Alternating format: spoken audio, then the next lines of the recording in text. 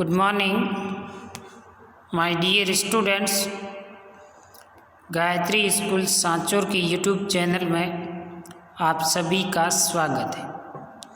इस चैनल को ज़्यादा से ज़्यादा सब्सक्राइब कीजिए, लाइक शेयर एवं कमेंट जरूर करें कि आपको एग्रीकल्चर बायोलॉजी से संबंधित नई क्लास उपलब्ध हो सके।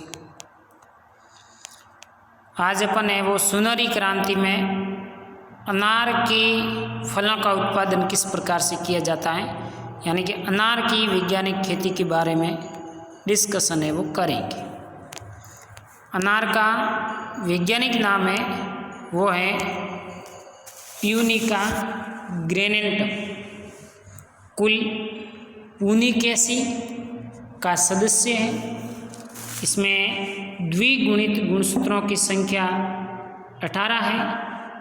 खाए जाने वाला इसका जो भाग है वो है बीज का आवरण, एरियल पार्ट है। इसका ओरिजिन ऑफ सेंटर ईरान है। फल का प्रकार बालुस्ता सरस बेरी फल है। अनार उपोष्ण जलवायु का फल वृक्ष है। ये सूखा सहनशील होने के साथ कम लागत में अधिक आमदनी देता है। अनार के फल कार्बोहाइड्रेट, कैल्शियम, लोह तत्व, सल्फर के अच्छे स्रोत हैं। इसका प्रयोग खाने एवं रस के रूप में तथा सूखा कर किया जाता है। हमारे देश में इसकी खेती मुख्य रूप से महाराष्ट्र, आंध्र प्रदेश, गुजरात, हिमाचल प्रदेश, कर्नाटका, राजस्थान एवं तमिलनाडु में की जाती है। जलवायु एवं भूमि। अनार एक उपोष्ण जलवायु का पौधा है तथा पाला व शुष्कता के प्रति सहिष्णु है। फल विकास एवं पकने के समय गर्म एवं शुष्क जलवायु होने पर उत्तम गुणवत्ता के फल लगते हैं। कम सर्दी वाले क्षेत्रों में ये पर्णपाती होता है, जबकि उष्ण एवं उपोष्ण जलवायु में सदाबहार होता है। जल निकास युक्त गहरी बारी दोमट भूमि इसकी खेती के लिए उपयुक्त रहती है। भूमि की गहराई 1 मीटर से कम नहीं होनी चाहिए।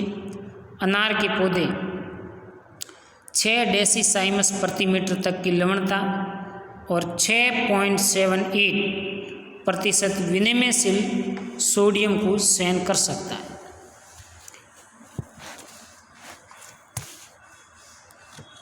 अनार की उन्नतशील किस्में नरम बीज, जिसमें Ganesh, Jalori seedless, Mridula, Jodhpur red, G137 के साथ वर्तमान में गहरे लाल बीजावरण वाली बगवा किस्म भारतवर्ष में उगाई जा रही है।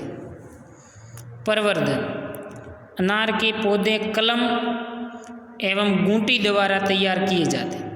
आजकल टिश्यू कल्चर से भी व्यावसायिक स्तर पर पौधे तैयार किए जा रहे हैं। कलम लगाने के लिए फरवरी माह अधिक उपयुक्त है। वहीं गूंटी बांधने का उपयुक्त समय वर्षा ऋतु में होता है। पौध लगाने की विधि, प्लांटिंग मेथड। पौधे लगाने का अच्छा समय वर्षा का है। सिंचाई का समुचित प्रबंधन हो तो अनार के पौधे फरवरी मार्च में भी लगाए जा सकते हैं। पौधे लगाने के 1 माह पूर्व 5 × 5 मीटर की दूरी पर 60 × 60 × 60 सेंटीमीटर आकार के गड्ढे खोद लेने चाहिए। इसको 10 से 15 दिन खुला रखने के बाद ऊपर की मिट्टी में अच्छी सड़ी हुई 15 से 20 किलो गोबर की खाद, आधा किलो सुपर फॉस्फेट तथा 50 से 100 ग्राम किनाल फॉस 1.5% चूर्ण मिला करके गड्ढे को भर देना चाहिए तथा सिंचाई कर देनी चाहिए। वर्षा के शुरू होने पर उनमें पौधे लगाने चाहिए। खाद एवं उर्वरक। देसी खाद सुपर फॉस्फेट की पूरी मात्रा, यूरिया की आधी मात्रा और फूल आने के करीब 6 सप्ताह से पूर्व देने से यूरिया की शेष आधी मात्रा फल बनने पर दी जाती है। इरिगेशन एंड अंतराशय। सिंचाई एवं अंतस्य। पौधे लगाने के तुरंत बाद सिंचाई करनी चाहिए। फिर रोपाई के 10 से 15 दिन तक हर 2-3 दिन बाद पौधे की सिंचाई आवश्यक है। गर्मी के मौसम में सिंचाई 7 से 10 दिन के अंतर पर करें एवं सर्दी में आवश्यक हो तो 15 से 20 दिन के अंतर पर भी आप सिंचाई कर सकते हैं। ड्रिप सिंचाई के तहत सर्दियों में 1 दिन अंतराल पर, गर्मियों में नियमित बाग को खरपतवार से मुक्त रखने के लिए समय समय पर निराई गुड़ाई करना आवश्यक होता है। सर्दी की ऋतु के अंत में सूखी एवं रोगग्रस्त टहनियों को काटकर अलग कर देना चाहिए। प्रारंभ के 3 वर्षों तक बाग में कुकुरबिटेसी कुल की सब्जियों के अतिरिक्त सभी प्रकार की सब्जियां जैसे मटर, ग्वार, चौलाई, मिर्च, बैंगन इत्यादि सब्जियां आप ले सकते हैं।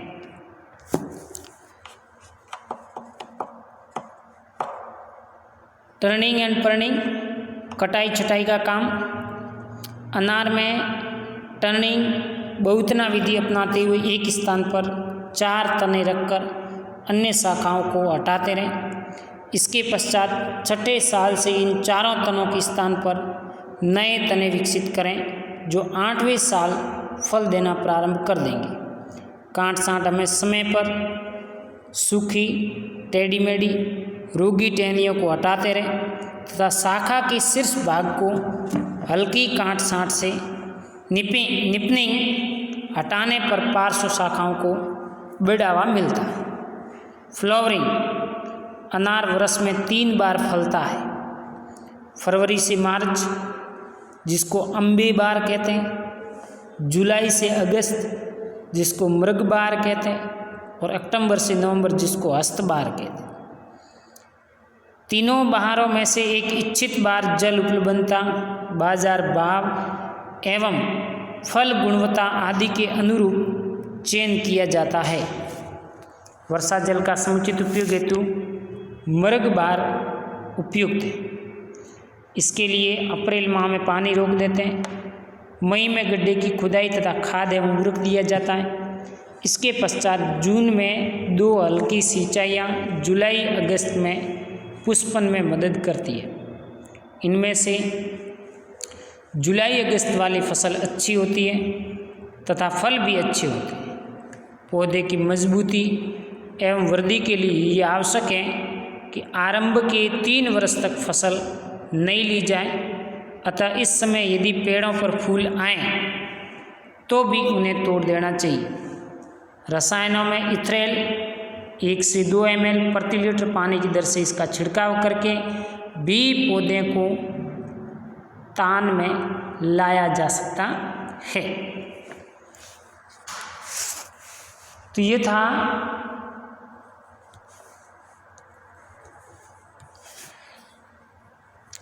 अब अनार में एक सबसे बड़ी समस्या रहती है, वह है फलों का फटना। इस दैहिक विकार की समस्या का कारण मिट्टी में नमी का उतार चढ़ाव व बोरॉन तत्व की कमी के कारण ऐसा होता है। रोकथाम के लिए नियमित अंतराल पर सही मात्रा में बाग की सिंचाई का प्रबंधन करें। कुछ रसायनों में बोरॉन 0.2% या जिब्रेलिक अम्ल 40 ppm पार्ट्स पर मिलियन का पानीय छिड़काव फल विकास अवस्था पर करें तो अच्छा रहता।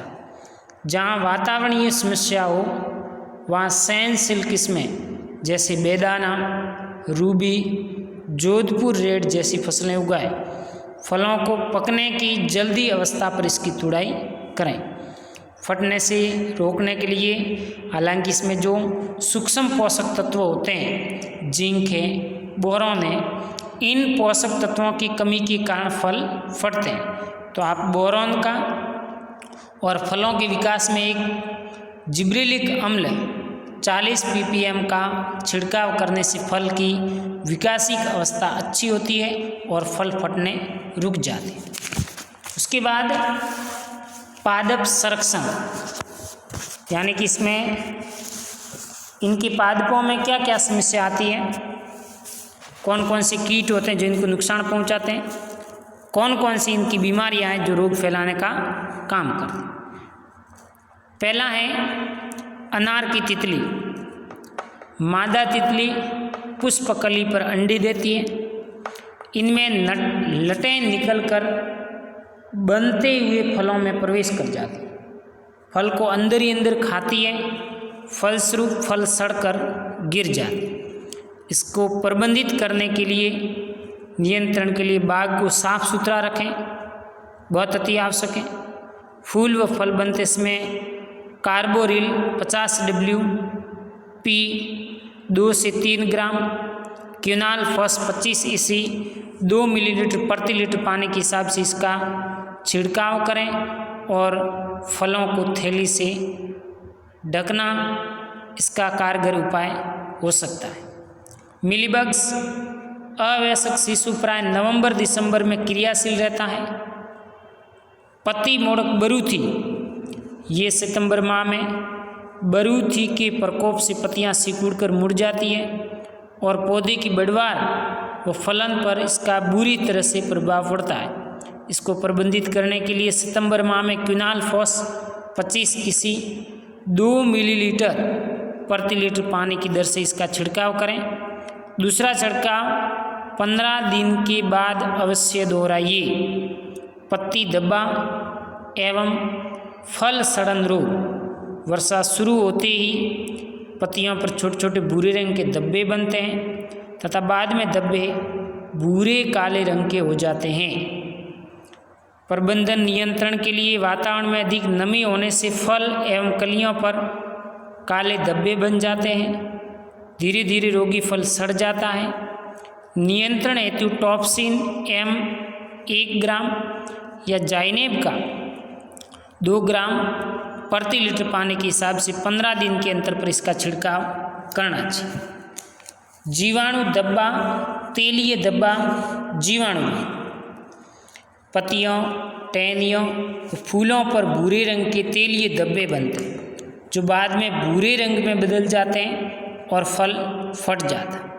इस रोग के नियंत्रण के लिए स्वस्थ पौधे के चयन के साथ कॉपर ऑक्सीक्लोराइड 3 ग्राम प्रति लीटर, स्ट्रेप्टोसाइक्लिन 250 ppm का छिड़काव करें और खेत को खरपतवार से मुक्त रखना चाहिए। इस प्रकार से आप इनका प्रबंधन कर सकते हैं। उपज एवं तुड़ाई। फलों का रंग जैसे ही हरे से हल्का पीला या लाल में बदलने लगे तो समझ लेना चाहिए फल पकने की स्थिति में आ गया। फूल आने के बाद लगभग 5 से 6 माह बाद फल तैयार हो जाते हैं। फलों को अंगुलियों से थपथपाने पर धात्विक आवाज़ आती है। अनार के अच्छे विकसित पौधे से जिनकी उम्र 5 से 6 साल की हो 20 से 22 किलोग्राम प्रति पौधे के हिसाब से उपज प्राप्त हो जाती है। कमरे के तापमान पर 1 सप्ताह भंडारण आसानी से कर सकते हैं। ये फसल के समय एवं किस्म के ऊपर निर्भर करता है कि अनार के फलों की 4.5 डिग्री सेल्सियस तापमान पर 80 से 85% अपेक्षित आर्द्रता पर 1 से 1.5 माह तक आप आसानी से भंडारित करके रख सकते हैं। तो ये था अनार की वैज्ञानिक खेती का वर्णन। Okay, thank you.